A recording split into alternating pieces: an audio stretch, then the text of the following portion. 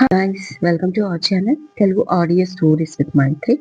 నా ఛానల్ని ఎవరైనా ఫస్ట్ టైం చూస్తున్నట్లయితే తప్పకుండా లైక్ చేయండి, షేర్ చేయండి అండ్ సబ్స్క్రైబ్ చేసుకోండి. ఎన్నాళ్ళదో ఈ బంధము పార్ట్ 96. ఇక లేట్ చేయకుండా స్టోరీలోకి వెళ్లే ముందు పావని, భరణి ఇంకా సుదీప్ అని కొన్ని కొత్త క్యారెక్టర్లు స్టోరీలోకి వచ్చాయి. అయితే అది స్టోరీలోని భాగమే. కొంచెం కన్ఫ్యూజ్ క్రియేట్ అయ్యింది చాలా మందికి. ఇన్ని రోజులు స్టోరీని మధ్యలో ఆపినందుకు కొంచెం మర్చిపోయి కూడా ఉంటారు. కాబట్టి ముందటి ఎపిసోడ్లు ఇంకొక 2-3 విని ఇవి కంటిన్యూ చేయాలని మనవి. క్యారెక్టర్లన్నీ స్టోరీలో భాగమే, కాకపోతే స్టోరీ కొత్త మలుపు తీసుకుంది. ఆ విషయం మీకు ముందే తెలుసు, కాబట్టి అర్థం చేసుకుంటారని ఆశిస్తూ ఇక లేట్ చేయకుండా స్టోరీలోకి వెళ్ళిపోదాం. అతని దగ్గరికి వెళ్ళి చెడామడా తిట్టేసింది Pavani.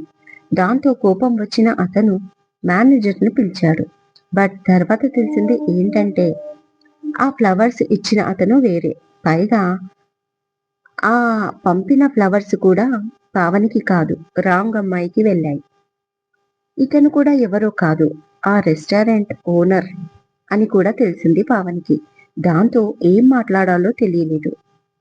Sorry sir, I'm really sorry అంది దీనంగా పావని. దానికి ఆయన నవ్వుతూ, ఇట్స్ ఓకే, మీరు చాలా అందంగా ఉన్నారు కాబట్టి ఎవరైనా మీకు ఫ్లవర్స్ ఇయ్యొచ్చు, తప్పు లేదు. నిజంగా మీరు చాలా అందంగా ఉన్నారు అని చెప్పి ఆమె చేతిలోని ఫ్లవర్స్ తీసి మరొకసారి ఆమె చేతికి ఇచ్చి, really I like you and I love you అని డైరెక్ట్గా పావని చెప్పేసి చక్కా వెళ్ళిపోయాడు అతను. మరొకసారి షాప్లో ఉండిపోయింది పావని. తన ఫ్రెండ్స్ అందరూ నవ్వడంతో తనకి చాలా ఇన్సల్ట్ ఫీలింగ్ వచ్చింది. నోట్: ఈ ఫ్లాష్ బ్యాక్ కంటిన్యూ అవుతుంది. సందర్భాన్ని బట్టి ఒక్కొక్క సీన్ వస్తుంది స్టోరీలో. ఇది కూడా ఒక భాగమే, అర్థం చేసుకోండి. ఆ రోజు సూర్య ఈవినింగ్ త్వరగా వచ్చాడు. వస్తూనే బాగా అలసిపోయాను అని పడుకుని పోయాడు. డిన్నర్కి లేపినా లేవలేదు సూర్య. ఇక లేవడు అని అర్థం చేసుకున్న శుభ అందరు డిన్నర్ చేయడంతో సూర్యకి డిన్నర్ రూమ్లోకి తీసుకెళ్ళింది. ఇక వసంత ఇంట్లో అంతా చూసుకుంటాను, తనని ఆఫీస్కి వెళ్ళమంది. సో నెక్స్ట్ డే ఎవరైనా ఆఫీస్కి వెళ్ళాలి అని డిసైడ్ అయిన శుభ తన షెడ్యూల్ ప్రకారం ఆ రోజు తాను జశ్వంత్ కలిసి మీటింగ్కి వెళ్ళేది కూడా ఉంది. కాబట్టి అస్సలు మిస్ అవ్వకూడదు అనుకుంది నెక్స్ట్ డే. అలా అనుకొని త్వరగా పడుకుంది. మిడ్ నైట్ సూర్య లేచాడు. తనకి ఫుడ్ రెడీగా ఉండడం చూసి నవ్వుతూ శుభ ఫోర్ హెడ్ పై ప్రేమగా కిస్ చేశాడు. ఇక ఫ్రెష్ అప్ అయి తింటూ తన వర్క్ చేసుకుంటూ ఉన్నాడు సూర్య. అప్పుడే తన ఫోన్ మోగింది. ఒక చేతిలో ల్యాప్టాప్, మరొక చేతిలో ఫుడ్ ప్లేట్ ఉండడంతో ఫోన్ లిఫ్ట్ చేయడానికి కాస్త లేట్ అయ్యేసరికి శుభ లేచి కూర్చుంది ఫోన్ సౌండ్కి. ఏంటి బావా, తింటున్నావా? నన్ను లేపొచ్చు కదా, నేను వడ్డించేదాన్ని అంటూ వెళ్ళి ఫోన్ తీసుకొచ్చి ఇచ్చింది. అనోన్ నంబర్ నుంచి కాల్ రావడంతో, లేదురా, నువ్వు పడుకున్నావు కదా, నిద్ర ఎందుకు పాడు చేయడం అని, పైగా అన్నీ నువ్వే సర్వ్ చేసి పెట్టేశావు, ఇంకెందుకు లేపడం అని ఫోన్ తీసుకుంటూ లిఫ్ట్ చేసి హలో అన్నాడు. అక్కడ చెప్పింది విని, ఎస్ సూర్య స్పీకింగ్ అన్నాడు సీరియస్గా సూర్య. ఈలోపు శుభ వాష్రూమ్కి వెళ్ళింది. తను బయటికి వచ్చేసరికి సూర్య తినడం కంప్లీట్ చేసి, బయటికి వెళ్ళాలి, వస్తావా, కొంచెం పని ఉంది అన్నాడు. వాట్, ఈ టైంలోనా అడిగింది శుభ. ఎస్ వెళ్ళాలి, వస్తావా, మనం ఇప్పుడే బయలుదేరాలి అన్నాడు సూర్య. ఎక్కడికి బావా, ఫోన్ ఎవరు చేశారు అని అడిగింది శుభ కంగారుగా. నువ్వు కంగారు పడకు, సుదీప్ నుంచి కాల్ వచ్చింది, పాపకి చాలా హై ఫీవర్ ఉందంట, నిన్ను కలవరిస్తుందని అనగానే కోపం వచ్చింది శుభకి. నో బావా, నేను రాను, వాడు ఎక్స్ట్రాల్ చేస్తున్నాడు అనగానే ఒకసారి పాపను గుర్తు చేసుకో శుభ అన్నాడు సూర్య షర్ట్ వేసుకుంటూ. అంతే, పాప రూపం శుభ కళ్ళల్లో కనిపించింది. ఆ రోజు పాపను చూడగానే గట్టిగా హక్ చేసుకోవడం గుర్తొచ్చి చాలా బాధ అనిపించింది. ఇక కామ్గా వెళ్ళి డ్రెస్ చేంజ్ చేసుకుని వచ్చింది శుభ.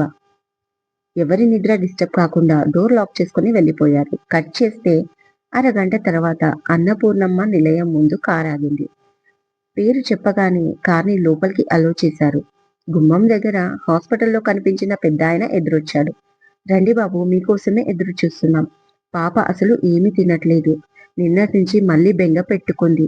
ఎంతసేపు మమ్మీ మమ్మీ అంటుంది. కాస్త నువ్వు చూసుకో అమ్మా అంటూ సూర్యకి ఒక పక్క చెప్తూనే వాళ్ళని లోపలికి తీసుకెళ్లాడు.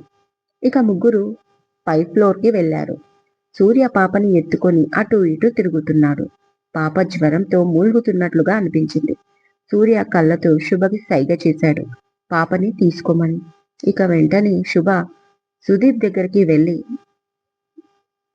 రూహీ బేబీ అని పిలిచింది. అంతే.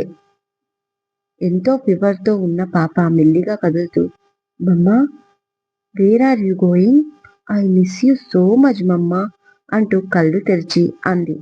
తన వాయిస్ చాలా నీరసంగా వినిపించింది. శుభకి చాలా బాధ అనిపించింది. వెంటనే పాపని గట్టిగా చుట్టేసుకొని దగ్గరికి తీసుకుంది. ఇక కాసేపు పాపతో మాట్లాడుతూ తల నిమురుతూ పాపని అలాగే చూసుకుంటూ తెల్లవార్లు కూర్చుంది. ఎర్లీ మార్నింగ్ పాపకి జ్వరం తగ్గింది. అప్పుడు కేర్ టేకర్ మేడం మీరు కూడా రెస్ట్ తీసుకోండి. పాప పడుకుంది కదా అంటుంది. It's okay. నేను మా ఇంటికి వెళ్ళి పాప లేచే లోపల మళ్ళీ వస్తాను అనగానే పాప మళ్ళీ లేచి ఏడుస్తుందేమో మేడం అని భయపడుతుంది ఆమె. పర్లేదు, హాఫ్ అన్ అవర్‌లో మళ్ళీ రిటర్న్ అవుతాను. ఒకవేళ నేను రావడం లేట్ అయితే కాసేపు తనకి నచ్చజెప్పండి అంటూ బయటికి వెళ్ళి హాల్‌లో చూడగానే సూర్య ఫోన్ చూస్తూ కూర్చున్నాడు. హాస్పిటల్‌లో కనిపించిన పెద్దాయనతో మాట్లాడుతూ. పాపం బావకి నైట్ నుంచి నిద్ర లేదు అని మనసులో అనుకుంటూ బావా వెళ్దామా అని అడిగింది. అంతలోని ఆ పెద్దాయన అదేంటమ్మా వెళ్ళిపోతాను అంటున్నావు? పాప లేచి నిన్ను అడుగుతుందేమో, నువ్వు కనిపించకపోతే మళ్ళీ ఏడుస్తుందేమో అనగానే పర్లేదండి, నేనొక హాఫ్ అన్ అవర్‌లో రిటర్న్ అవుతాను ఫ్రెష్ అప్ అయ్యి అనగానే అదేంటమ్మాయ్ ఇక్కడ మాత్రం నువ్వు ఫ్రెష్ అవ్వకూడదా? ఇది కూడా నీ ఇల్లే కదా అంటూ ఒక లేడీ వాయిస్ వినిపించింది. ముగ్గురు అటువైపు చూశారు. ఒక 55 ఏండ్ల నడి వయసు ఉన్న ఒక ఆవిడ గంధం కలర్ కాటన్ శారీ కట్టుకొని హుందాగా మెట్లు దిగుతూ కిందికి వస్తుంది. ఈవిడెవరబ్బా? పాప నానమ్మ ఏంటి? అని మనసులో అనుకుంటూ లేదండి, నేను ఇంటికి వెళ్తాను అంటుంది. ఆమెకి ఏం చెప్పాలో తెలియక శుభ. ఆవిడ చూస్తే ఎక్కడో చూసినట్లే అనిపించింది. కానీ ఎక్కడ చూసిందో గుర్తుకు రావట్లేదు శుభకి. ఆమె కూడా శుభని కన్నార్పకుండా చూస్తూ ఉంది. ఎందుకో ఆమె కళ్ళల్లో కన్నీటి చెమ్మ శుభ కూడా గమనించింది. బాగా పరిచయం ఉన్న ఫేస్ లాగే అనిపించడంతో అలాగే ఆమె కళ్ళలోకి చూస్తూ ఉండిపోయింది శుభ. ఆమె దగ్గరికి వచ్చి ఎలా ఉన్నావు శుభ అని ఆప్యాయంగా అడగడమే కాదు, తన కుడి చేతిని శుభ తలపై పెట్టి నిమురుతూ ఉంది. ఆశ్చర్యంగా ఆమెని చూస్తూ బావున్నానండి. నా పేరు మీకెలా తెలుసు అని అడిగింది శుభ. నేనే చెప్పాను అను అంటూ వెనక నుంచి వచ్చాడు సుదీప్. ఓ వీడు కొడుకు కదా, చెప్పకుండా ఎలా ఉంటాడు? పెద్దాయన వీడి ఫాదర్‌లా ఉన్నాడే. తల్లిదండ్రులు బానే ఉన్నారు.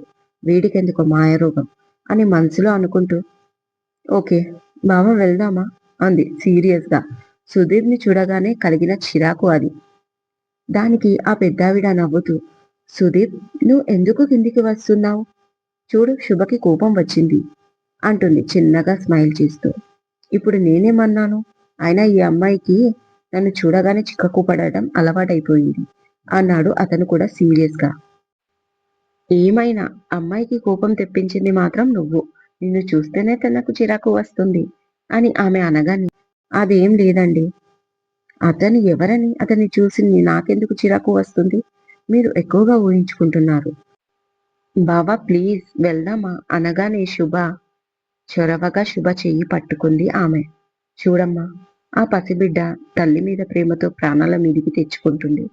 నువ్వు కాస్త మాకు సపోర్ట్ చేస్తే నా మనవరాలు హెల్త్ బాగైపోతుంది. ఆ తర్వాత మేమే తనకి నచ్చజెప్తాం నీ విషయంలో.